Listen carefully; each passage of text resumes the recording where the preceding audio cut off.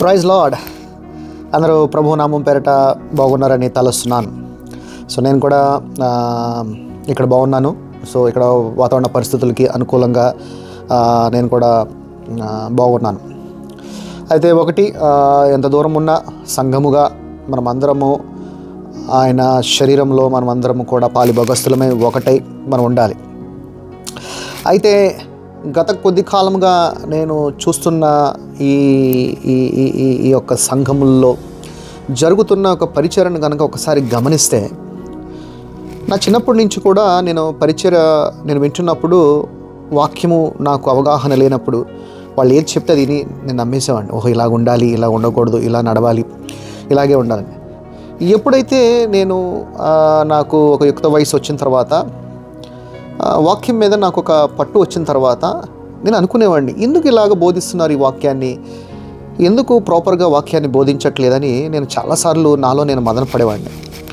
తర్వాత నాకు వాక్యం చెప్పాలని ఆశ ఉండేది, కానీ అప్పుడు ఆ వయసులో వాక్యం చెప్పేంత జ్ఞానము లేదు, వాక్యము చెప్పేంత ఎబిలిటీ, క్రెడిబిలిటీ కూడా నా దగ్గర లేదు వాస్తవంగా. దాని తర్వాత నేను తరచుగా వాక్యముని వింటూ అనేక సంఘాలకు వెళుతున్నప్పుడు ఒక విశ్వాసిగా నేను విన్న వాక్యము నాకు సాటిస్ఫాక్షన్ అనిపించేది కాదు. కానీ ఇక మనకు వేరే ఆప్షన్ లేదు. సరే చూద్దాం, వీళ్ళు ఏం చెప్తున్నారో వింటున్నాం అనే విధంగానే నా యొక్క జీవితంలో చాలా రోజులు, చాలా సంవత్సరాలు గడిచినాయి. కానీ ద ఫైన్ డే నాతో దేవుడు మాట్లాడటము, వాక్యంలో ఉన్నదంతయు నాతో వాక్యాన్ని నేను చదువుతున్నప్పుడు నాకు అర్థం చేసుకునే కలిగిన జ్ఞానమును దయచేయటము, ఇక నాలో ఒక పరిపక్వత చెంది నేను వాక్యమును అనుసరించడము ప్రారంభించా, వాక్యమును పరిశోధించటము ప్రారంభించా, వాక్యములో జీవించడము ప్రారంభించా, వాక్యములోనే ఎదగటం ప్రారంభించా. నేను మనుష్యుడినే, నాలో కూడా అనేకమైన బలహీనతలు ఉన్నాయి. నేను తప్పులు చేసిన వాడిని, నేనేమి పరిశుద్ధుడినని మీ ముందుకు వచ్చి నేను మాట్లాడట్లేదు. ఒక మాట చెప్పనా, అసలు పాపిగా నేను కాను అని చెప్పడమే పెద్ద పాపం. ఎందుకనంటే పాపం ఎక్కడ బహుగా విస్తరిస్తుందో అక్కడ ఇంకా అంతకన్నా గొప్పగా కృప విస్తరిస్తుంది. సో ఈ లోకంలో పాపి అనేవాడు ఎవడో లేడండి. All are sinners only. మిమ్మల్ని మీరే మీ గాయాన్ని, మీ హృదయాన్ని కఠినపరచుకోమాకండి. అయితే ఒకటేంటంటే, ప్రతి ఒక్కరు కూడా పాపాత్ములుగానే ఈ లోకంలో పుడతారు. శరీరం అనే ఒక అలవాట్ల నిమిత్తము, శరీరం అనే ఒక బలహీనత వల్ల అనేకమైన తప్పులు, అనేకమైన పాపములు, చేయవలసినవి చేయకూడనివి సమస్తం చేస్తారు. ఈ విధంగా అపవాది నిన్ను ఈ శరీరముతో అనేకమైన తప్పులు చేయించి దేవుడికి దూరంగా నిన్ను జీవింపజేయలాగున వాడి యొక్క కుయుక్తి పన్నుతూ ఉంటాడు. ఇవన్నీ చేస్తున్నప్పుడు నువ్వేమనుకుంటావు, నేను పాపిగా ఉన్నాను కదా, నేను తప్పుడు పనులు చేస్తున్నాను కదా, నేను దేవుడి దగ్గర ఎలా వెళ్ళగలను, దేవుడి దగ్గర నేను ఎలాగ యథార్థతగా ఉండగలను అని. చాలామంది ఒకసారి మిమ్మల్ని మీరే ప్రశ్న వేసుకోండి. ప్రతి ఆదివారం మనం గుడికి వెళ్తారు కదా, గుడికి వెళ్ళి గుడిలో ఉన్నంతసేపు మీరు హోలీనెస్గా, పరిశుద్ధులుగా, నీతిమంతులుగా దేవుడిని ఎంతగానో ఆరాధిస్తారు. బట్ జస్ట్ గుడి నుంచి బయటకు వచ్చిన తర్వాత మళ్ళీ మీ రెగ్యులర్ లైఫ్లోకి మీరు ఎంటర్ అవ్వగానే మీరు పాపం చేయకుండా ఉంటారా? 100% మీరు పాపం చేస్తారు. మరి పాపం చేసినప్పుడు, అలాగ మనం పాపంలో పడిపోయినప్పుడు మనకి గుడికి వెళ్ళటం ఎందుకు? ఎందుకనంటే పాపము చేస్తే మళ్ళీ పాపమును కడుక్కోవడానికి మనం గుడికి వెళతాము. దేవుని యొక్క వాక్యము ద్వారా ఉదక స్నానము చేసి పరిశుద్ధులుగా పరిచి, పరిశుద్ధులు పరచబడిన వారే మళ్ళీ తిరిగి అక్కడి నుంచి మన గుడి నుంచి బయటకు వచ్చిన తర్వాత మళ్ళీ మనం ఇదే శరీరంతో బలహీనంగా ఉన్న మన యొక్క అవసరతలను బట్టి మనం పాపములు పడిపోతున్నాం.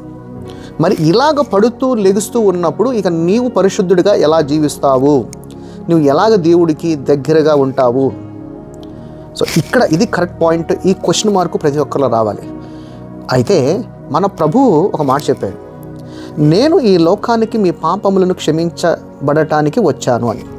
ఆయన ప్రాణమును పెట్టి మన పాపములన్నిటినీ కూడా క్షమించబడ్డాయి.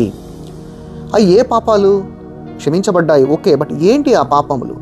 ఆ పాపములు ఏంటంటే, నువ్వు పుట్టినది మొదలుకొని నీవు మరణించేంత వరకు శరీరానుసారముగా ఆ పాపములన్నీ కూడా దేవుని యొక్క కృపను బట్టి క్షమించబడ్డాయి. అయితే ఇప్పుడు పాయింట్ ఏంటంటే, నా పాపాలు క్షమించబడ్డాయి, బట్ నేను పాపం చేస్తున్నాను కదా. అవును, పాపం చేస్తున్నావు, పాపాలు క్షమించబడ్డాయి, పాపము చేస్తున్నావు. అయితే నీవు నీ సొంత రక్షకుడిగా యేసుక్రీస్తుని అంగీకరించిన తరువాత నీ శరీరము ప్రభువు లెక్కలో ఏమవుతుంది? నీ శరీరము మృతి చెందుతుంది. నువ్వు మృతుడివి అంటున్నాడు. సజీవుడిగా మళ్ళీ తిరిగి నువ్వు ఎప్పుడు లెగుస్తావు అంటే ఆయన ఆత్మగా బాప్తీసం తీసుకున్న రోజున మళ్ళీ తిరిగి నువ్వు ఆయన ఆత్మ కలిగిన శక్తిగా నువ్వు తిరిగి జన్మిస్తావు. అయితే ఆ రోజు నుంచి నువ్వు జీవిస్తున్నది శరీరము కాదు, నీ శరీరము నిష్ప్రయోజనము, నా ఆత్మ ద్వారా నువ్వు జీవిస్తున్నావు అంటున్నాడు. ఆత్మ ఎలాగుంటుంది? ఆత్మ శక్తి కలిగినది, జ్ఞానం కలిగినది, బుద్ధి కలిగినది, బలం కలిగినది. It's very so powerful. కానీ నీవు కనుక సత్యమును తెలుసుకోకుండా జీవిస్తే అది దాని యొక్క ప్రతిఫలము నువ్వు ఈ శరీరానుసారముగా చీకటి అనే ఒక ఇబ్బందులు, శోధనలు, వేదనలు, ఆటంకాలు వీటన్నిటిని నువ్వు మదన పడుతూనే ఉంటావు. సత్యం ఏంటంటే నీ పాపములు ఆల్రెడీ క్షమించబడ్డాయి. Today onwards you are not a sinner. Today onwards you are righteous under grace of Lord Jesus Christ. ఈ రోజు నుంచి నా కృపను బట్టి నీ పాపములన్నీ క్షమింపబడ్డాయి. ఈ రోజు నుంచి నువ్వు నా నీతిని బట్టి నువ్వు నీతిమంతుడిగా తీర్చబడ్డావు కాబట్టి ఇక మీదట నీ పాపములు ఎన్నటికీ కూడా నేను జ్ఞాపకం చేసుకోను అన్నాడు. ఇక్కడ దాకా ఒక point. Okay, right. Next stage ఏంటంటే ఇప్పుడు మన పాపాలు క్షమించబడ్డాయి. ఇక నుంచి నువ్వు దేవుని ఆత్మగా నువ్వు తిరిగి నూతన సృష్టి జరిగిన తర్వాత నీ పాతవన్నీ కూడా గతించి నూతన మగును అని వాక్యం చెప్తుంది. సరే, అయితే మళ్ళీ ఇక్కడ ఇంకొక సమస్య ఏంటంటే ఏదైతే పాపము ఈ శరీరానికి పాపము అనేది బలహీనం కాబట్టి ఈ శరీరంతోనే శరీరం కావలసిన వాటిని గురించే మళ్ళీ నువ్వు పాకులాడుతూ అదే జీవితాన్ని కనుక జీవిస్తే అప్పుడు దేవుడు ఏమంటున్నాడంటే ఈ శరీరసారమైన నిమిత్తము నీ జీవిత కాలమంతయు క్రీస్తును గనక నువ్వు వెతికితే నువ్వు దౌర్భాగ్యుడివి అంటున్నాడు. ఎక్కడంటున్నాడు ఈ మాట?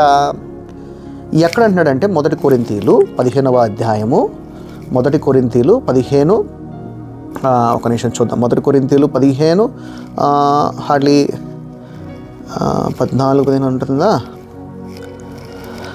1 కొరింథీయులు 15:19 ఇక్కడ ఏమంటున్నాడంటే ఈ జీవిత కాలం మట్టుకే మనము క్రీస్తునందు నిరీక్షించు వారమైన ఎడల మనుషులందరికంటే దౌర్భాగ్యులమై ఉందుము.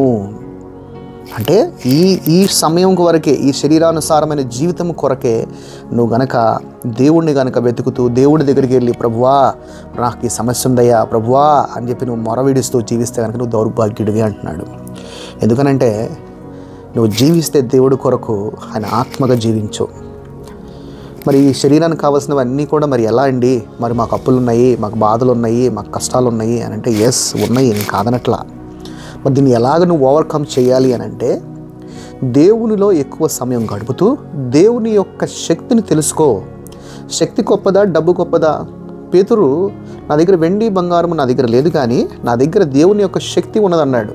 ఎందుకు? మరి దేవుడు మరి అపోస్తులు కదా, మరి వాళ్ళు దేవుడి ద్వారా అభిషేకింపబడిన వారు కదా. ఒక నిమిషంలో వాళ్ళకి 1 కేజీ బంగారం 1 కేజీ సిల్వర్ ఇస్తుంటే పోయేది కదా. మరి అలా మాట్లాడలేదే. నా దగ్గర దేవుని శక్తి ఉంది, ఆ శక్తి ద్వారా నువ్వు ఏది కావాలంటే అది నేను సమస్తం చేస్తానన్నాడు. అట్లాగే ఈ రోజున మనము మన శరీరానుసారమైన వాటి కొరకు మనం పాకులాడుతూ మన శరీరానుసారమైన వాటి నిమిత్తమే మనం జీవితాన్ని జీవిస్తూ ఉంటే ఇంకెప్పుడు తెలుసుకుంటావు నువ్వు దేవుడిని? ఎప్పుడు తెలుసుకుంటావు ఆయన యొక్క శక్తిని? ఎప్పుడు తెలుసుకుంటావు ఆయన యొక్క మహిమని? దేవుడు నీ నుంచి కోరుకునేది ఏంటంటే నీవు ఎవరు అని తెలుసుకోవటమే ఆయన నీ నుంచి కోరుకునేది.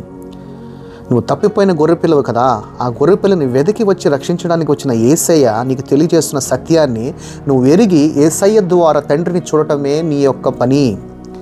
ఈ పని చేసే క్రమంలో నీకు ఎదురయ్యే శోధనలు, వేదనలు, ఇబ్బందులు, బాధలను అధిగమించగలగటమే నీ యొక్క జీవితం యొక్క సారాంశము.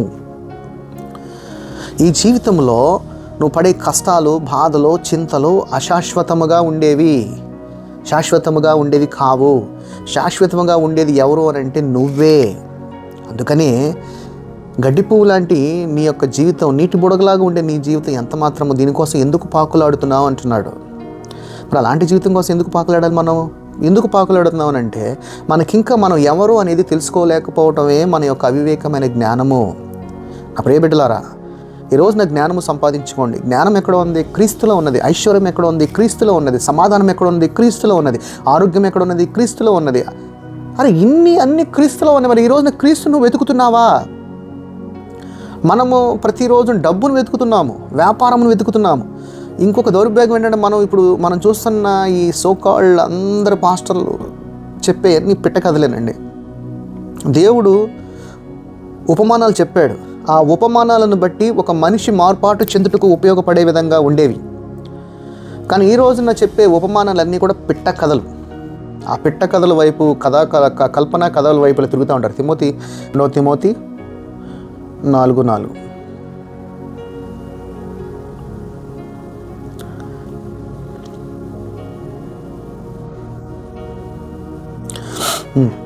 రెండవ తిమోతి 4వ అధ్యాయము 2వ వచనం నుంచి 5వ చదువుదాం. ఇక్కడ ఏమంటున్నాడంటే, వాక్యమును ప్రకటించుము, సమయమందును అసమయమందును ప్రయాసపడుము, సంపూర్ణమైన దీర్ఘశాంతముతో ఉపదేశించుము, ఖండించుము, గద్దించుము, బుద్ధి చెప్పుము. అయితే ఎందుకనగా జనులు హితబోధను, ఆరోగ్యకరమైన బోధను సహింపక, మంచి బోధగా హెల్దీగా ఉండే బోధను సహింపక, దురద చెవులు గలవారై, ఇంకోటి చూడండి, దురద చెవులు గలవారై తన స్వకీయ దురాశలకు అనుకూలమైన బోధకులను తమ కొరకు పోగు చేసుకొని సత్యమునకు చెవునీయక కల్పనా కథల వైపున తిరుగు కాలము వచ్చును. ఆ కాలం ఇప్పుడే వచ్చింది, ఈ కాలం అదే.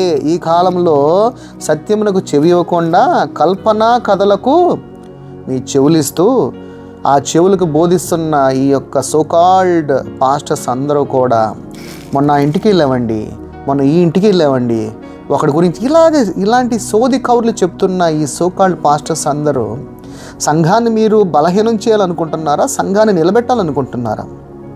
మీరు బోధిస్తున్నది సత్యమా, లేకపోతే ఒక 70 mm స్క్రీన్ వేసి మిమ్మల్ని ఆ ట్రాన్స్లోకి విశ్వాసం తీసుకుని వెళ్ళటమా? ఏమి నేర్పిస్తున్నారు సంఘాలకి? విశ్వాసుల్ని బలిపశువులుగా ఎమోషనల్గా బ్లాక్మెయిల్ చేస్తూ, దశంభాగం ఇవ్వకపోతే నీకు పెళ్లి కాదు, దశంభాగం ఇవ్వకపోతే నీకు ఇల్లు రాదు, దశంభాగం ఇవ్వకపోతే నీ రోగం పోదు, దశంభాగం ఇవ్వకపోతే నువ్వు నాశనం అయిపోతావు అని ఎమోషనల్ బ్లాక్మెయిల్ చేస్తూ బోధించే పాస్టర్లారా, మీకు నిజంగా దేవుని దగ్గర నుంచి చాలా గొప్ప ఉగ్రత అనేది ఉంటుంది. ప్రేమతో దేవుని యొక్క వాక్యాన్ని బోధించండి. యేసు ప్రభు ఎక్కడ కూడా ఇలాగ బోధించమనలా, ఇలా ఆయన బోధించలా. ఆయన ప్రేమతోనే, జాలితో, సమాధానముతో, కరుణతో ఆయన బోధించాడు. ఈ రోజున సంఘాలని బలి పశువులుగా ఎమోషనల్ బ్లాక్మెయిల్స్తో బోధిస్తున్నారు సంఘాలలో. సంఘమా మేల్కొను. అలాగే విశ్వాసులు, మీకు దేవుడు జ్ఞానం ఇచ్చాడు, జ్ఞానంతో ఆలోచించండి.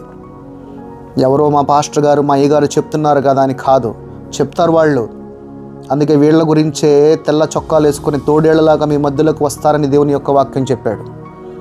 వాక్యము సత్యము, అది నిజముగా ఉంటుంది, అది కఠినముగా ఉంటుంది.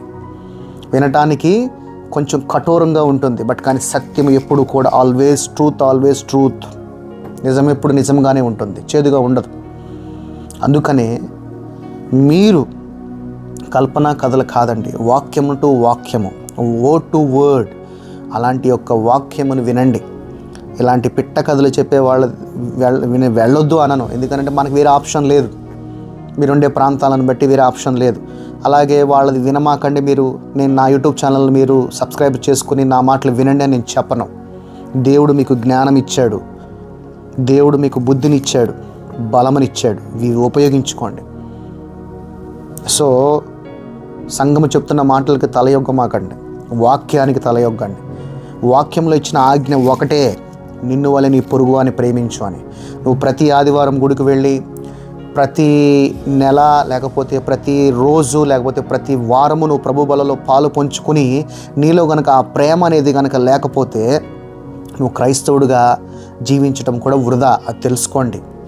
ఈ రోజుల్లో ఒక సంఘము నుంచి ఇంకో సంఘానికి పంపించరు, మళ్ళీ మనమే స్టేజీలు ఎక్కి ప్రేమ గురించి ప్రకటిస్తాం. ఈ రోజున ఇంకొక పాస్టర్ నుంచి ద్వేషిస్తూ ఉంటాం, మళ్ళీ మనమే స్టేజీ ఎక్కి సంఘము గురించి, ప్రేమ గురించి బోధిస్తూ ఉంటాం. ఎక్కడున్నాం మనం? పెదాలతో గనపరుస్తున్నాము, పాస్టర్లు కూడా పెదాలతోనే గనపరుస్తున్నారండి. పాస్టర్లు కూడా మారాలి. ఇక్కడ నా ప్రియ సహోదరులారా, నా ప్రియమైన నా సహచారి అయిన పాస్టర్లారా, మీరందరూ కూడా మారు మనసు పొందండి. మారు మనసు పొందాలి. సంఘంలో ప్రేమ కలిగి జీవించాలి, ఐక్యత కలిగి జీవించాలి, ఒకే భావం కలిగి జీవించాలి, ఏక మనస్సు కలిగి జీవించాలి. ఇలాంటి ఒక బోధన బోధించండి. కానీ యేసుప్రభుని నమ్ముకో నీకు రోగం పోతుంది, యేసుప్రభుని నమ్ముకో నీకు డబ్బులు వస్తాయి, యేసుప్రభుని నమ్ముకో మీ అబ్బాయి అమెరికా వెళ్తాడు, యేసుప్రభుని నమ్ముకో మీ అబ్బాయికి ఉద్యోగం వస్తుంది. ఎక్కడున్నారు రా బాబు? ఎలాంటి ఒక బోధన బోధిస్తున్నారు? యేసు ప్రభు ఒక మార్గము, ఆ మార్గమును అనుసరించు, నిత్య జీవంలోకి ప్రవేశిస్తావు. దేవుడు నీ పాపాల కొరకు తన ప్రాణం పెట్టాడు. నీకు దేవుడు సత్యమును చెప్తున్నాడు. ఆ సత్యమును ఎరిగి శక్తిని పొందుకొని ప్రతిరోజు నీ కాళ్ళ క్రింద అపవాదిని తొక్కివేయబెట్టుటకు దేవుడు ప్రత్యక్షమైను. వాక్యమును బోధించండి, విశ్వాసులను బలంగా చేయండి, విశ్వాసులను శక్తి కలిగిన వారుగా చేయండి, విశ్వాసులను జ్ఞానవంతులుగా చేయండి, విశ్వాసులను బుద్ధిమంతులుగా చేయండి. అంతేగాని గుడ్డితనం కలుగు చేసిన వారిలాగా మేము ఏది చెప్తే మీరు అది వినండి, మేము చెప్పేదే ఆశీర్వాదము, మేము ప్రార్థన చేస్తేనే పోతుంది, మేము ప్రార్థన చేస్తేనే బ్లెస్సింగ్ వస్తుంది. కాదు. నువ్వు ఎందుకు ప్రార్థన చేయవు? నేను ప్రార్థన చేస్తాను కానీ నువ్వెందుకు చేయవు అనేది నేర్పించండి. నాలోనే కాదు, ఆ శక్తి నీలో కూడా ఉన్నది. ఇలాంటి బోధన బోధించండి. సంఘాన్ని బలపరచండి. సంఘము ఎత్తబడాలి. ఇంకా సంఘము బలహీనంగా ఉండకూడదు. సంఘము మేక్స్ టు స్ట్రెంగ్త్.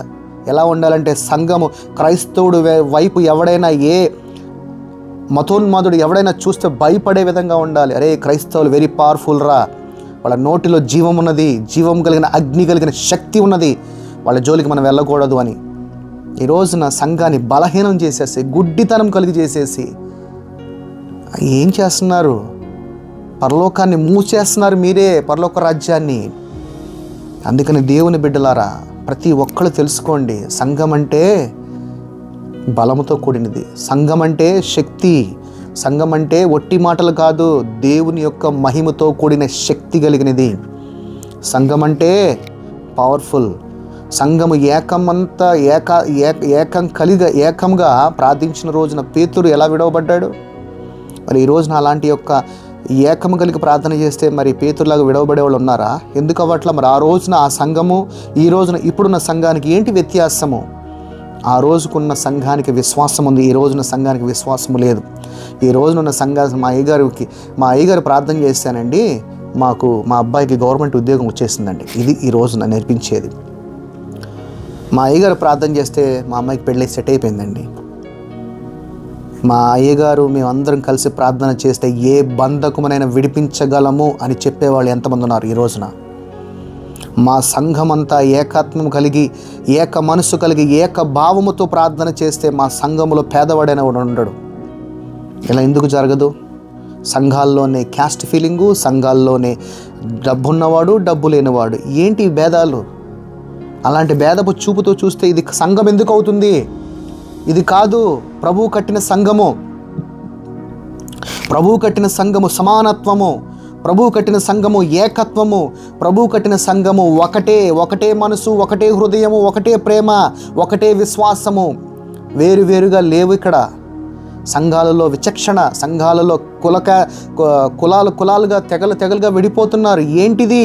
సంఘ కాపరి కళ్ళు మూసుకుపోయినాయా? ఈ రోజుకి సో కాల్డ్ ఆంధ్ర తెలంగాణలో ఉన్న సంఘ కాపురులందరూ పెద్ద క్యాస్ట్ వాళ్ళే.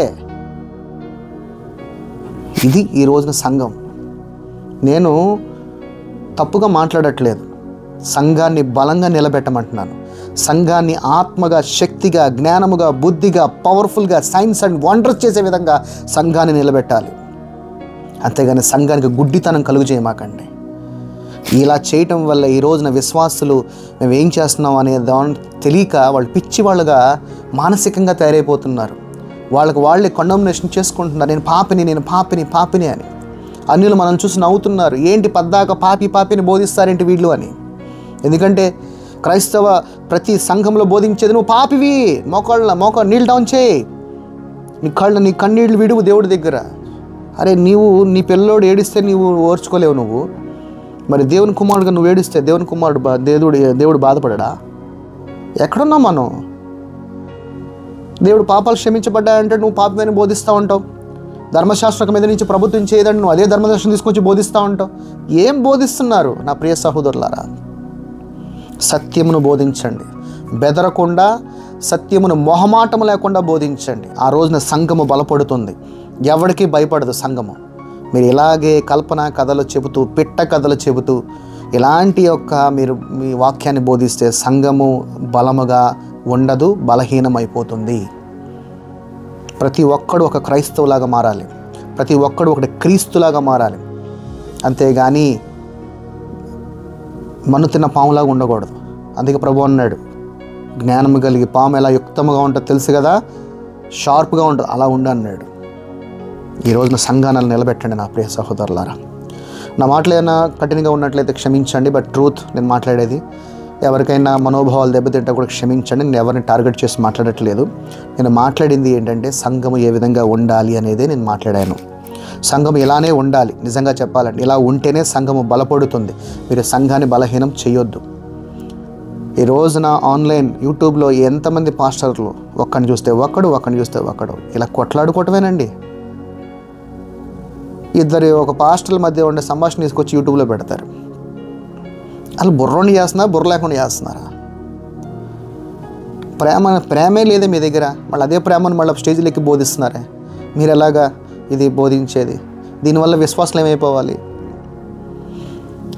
సో ఇప్పటికైనా సంఘ కాపురులు కానీ, సంఘ పెద్దలు కానీ, సంఘాన్ని బలంగా నిలబెట్టే అత్యున్నతంగా ఉన్న స్థానంలో ఉన్న సంఘ కాపురులు అందరూ కూడా మేల్కొనండి. ప్రేమతో చిన్న సేవకులను కూడా ప్రేమించండి. వాళ్ళ అవసరతలు ఏమైనా ఉంటే తీర్చండి. వారి చర్చిలో కానీ వారికైనా ఇబ్బందులు ఉంటే వాటిని కూడా కాపాడండి. మీకు ఏమన్నా చేయగలిగిన సహాయం చేయగలిగితే వారికి చేయండి. సువార్తను ప్రకటించడానికి అనేక మందిని లేవనెత్తండి. ఎవరైతే మతోన్మాదులు మాట్లాడుతున్నారో వాళ్ళ నోర్లు మూపించడానికి కావాల్సిన జ్ఞానమును వారికి దయచేయండి. అనవసరంగా మతోన్మాదులతో గొడవలు పడమాకండి. అనవసరంగా యూట్యూబుల్లో ఇదొక కామెడీ జోక్గా ఉంది. యూట్యూబుల్లో ఎవడైతే యూట్యూబ్ యాంకర్లు మిమ్మల్ని పిలుస్తాడో ఆ యూట్యూబ్ యాంకర్ల దగ్గరికి వెళ్ళి మీరు ఇంటర్వ్యూలు ఇస్తారు. మళ్ళీ అదే యూట్యూబ్ యాంకర్లు మిమ్మల్ని గొర్రెల్లాగా చూస్తూ మిమ్మల్ని ఎదవలు చేసి పశువులు చేసి మాట్లాడుతున్నారు. మీరు వెళ్ళటం ఎందుకు? వాడి దగ్గర నుంచి మళ్ళీ మీరు బకరాలు అయ్యి మళ్ళీ అదే తీసుకొచ్చాడు యూట్యూబ్లో పెట్టడం ఎందుకు? ఏం జరుగుతుంది? ఇద్దరి మధ్య గొడవ పెట్టి ఒక టీవీ ఛానల్ యాంకర్ ఎలాగా ఒక కామెడీ చూస్తాడో ఈ రోజున అదే జరుగుతుంది ఇక్కడ. ప్రభు హైందవుల్ని ద్వేషించమనలా, వాళ్ళకి ఏం తెలియదు కాబట్టి సత్యమని వాళ్ళకి చెప్పి వాళ్ళని ప్రేమించమన్నాడు. మరి ఈరోజు నువ్వు ప్రేమిస్తున్నావా? లేదు. వాళ్ళ మీద దుమ్మెత్తి పోస్తూ, వాళ్ళని బాధపరుస్తూ, వాళ్ళకి తెలియని విధంగా వాళ్ళని హృదయాన్ని గాయపరుస్తూ, వాళ్ళ యొక్క దేవతల గురించి మాట్లాడుతూ వాళ్ళని గాయపరుస్తున్నావు. ఉన్నారు కొంతమంది మతోన్మాదులు, వాళ్ళ గురించి నీకెందుకు పట్టించుకోవటం? వదిలే. కౌంటర్ వీడియో ఎవడడుగుతున్నాడు కౌంటర్ వీడియో? నిన్ను దేవుడికి ముందు నువ్వు కౌంటర్ చెప్పు. ఈ ఇంటర్వ్యూ ఇచ్చిన ఛానల్ యాంకర్కి కానీ లేకపోతే ఆ మతోన్మాదిగా నువ్వు కౌంటర్ ఇవ్వడం వల్ల ఏ ఉపయోగం లేదు. నీ counter in front of the God ఉంది, అది తెలుసుకో. సంఘాన్ని బలహీనం చేయమాకండి. ఈ రోజున మనల్ని చూసి నవ్వుకుంటున్నారు మతోన్మాదులు, తెలుసుకోండి. అన్నిల మధ్యలో మనం అందరూ నవ్వులు పాలైపోతున్నాం, తెలుసుకోండి. ఇలాంటి సువార్తను చేయమాకండి. దేవుడు చెప్పిన సువార్త ప్రేమతో సత్యమని చెప్పమన్నాడు. ఆ సువార్తను చెప్పగలిగితే చెప్పండి, లేకపోతే మీకు తెలిసిన వాక్యములు దాన్ని బోధించండి. అంతేగాని ఏదో మీడియా ఛానల్ ముందుకు వచ్చేయటం, ఏదేదో మాట్లాడేయటం ఇది కాదండి. దేవుడి దగ్గర ఫేమస్ అవ్వు, పబ్లిక్లో కాదు. పబ్లిక్లో ఫేమస్ అయితే ఏమొస్తుంది? ఏమీ రాదు నీకు. వాళ్ళు ఇచ్చే 4 చిల్లర డబ్బులు తప్ప. కానీ దేవుడు ఇచ్చే డబ్బులు, ఆ చిల్లర డబ్బులు కన్నా గొప్ప డబ్బులు ఇస్తాడు దేవుడు, అది తెలుసుకోండి. ఈ చిన్న లాజికల్ మిస్ అవుతుందో నాకు అర్థం కావట్లా. చాలా పెయిన్గా ఉంది చూస్తూ ఉంటుంటే, అందుకే ఇలా మాట్లాడుతున్నాను. క్షమించండి ఎవరికైనా బాధ కలిగించుంటే. బట్ కానీ ట్రూత్ నేను మాట్లాడేది. ఎవరి మనోభావనలు దెబ్బతీయాలని కాదు. బట్ కానీ మీరు ఇలాగే కనుక మాట్లాడితే మీ విశ్వాసాలు, మీ సంఘస్థులు మీ మీద తిరగబడతారు, తెలుసుకోండి. సో అందుకని నా ప్రియ పాస్టర్లారా, సో ప్లీజ్ మిమ్మల్ని చేతులెత్తి మొక్కుతున్నాను, వేడుకుంటున్నాను, బతిమాలుకుంటున్నాను. సంఘాన్ని బలహీనం చేయమాకండి. సంఘాన్ని బలంగా చేయండి. సంఘాన్ని కాపాడండి. సంఘాన్ని శక్తిగా నిలబెట్టండి. సంఘాన్ని ప్రేమగా నిలబెట్టండి. క్రైస్తవుడు అంటే అన్యుడు కానీ మతోన్మాదుగా భయపడే విధంగా ఉండాలి. ఈవెన్ గవర్నమెంట్స్ కూడా భయపడే విధంగా ఉండాలి. అలాగా మన సంఘాన్ని చూపిద్దాం. అంతేగాని ఇలా సంఘాన్ని చూపించమాకండి. ఇంతకన్నా మీరు పాస్టర్లుగా ఉండి చేయటం కూడా వేస్ట్ అని నా ఉద్దేశం. మీరు నిజంగా సంఘాన్ని చూపించాలంటే మన రాజు, మన ప్రభువు, మన కింగ్ని ప్రతిష్ఠించి ముందుగా పెట్టి he's the boss, he's the king అనేలాగా సువార్తను ప్రకటించండి. Thank you. ఎవరికైనా బాధ కలిగించుంటే క్షమించండి ప్రేమపూర్వకంగా. God bless you all. Amen. Love you all. Love you so much. Amen. Hallelujah. Praise Lord. Amen.